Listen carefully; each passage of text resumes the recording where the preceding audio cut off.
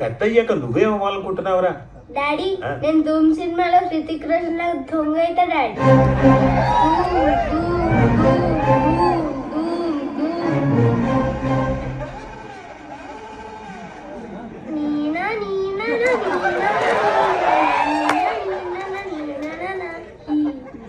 ఆ దెబ్బకి మా డాడీ కంగుతున్నారు.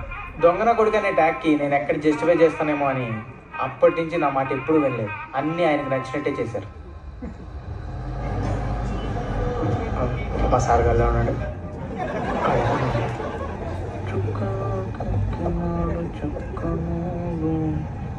ఎన్నటికి ఎవరికి ఎగవాని గంటలో ఎంసెట్ ఎగ్జామ్ పెట్టుకొని ఎవడైనా ఇలా పాటలు పాడతారా?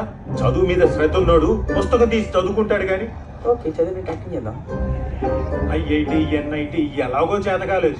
అట్లీస్ట్ హైదరాబాద్ లో ఉన్న టాప్ 10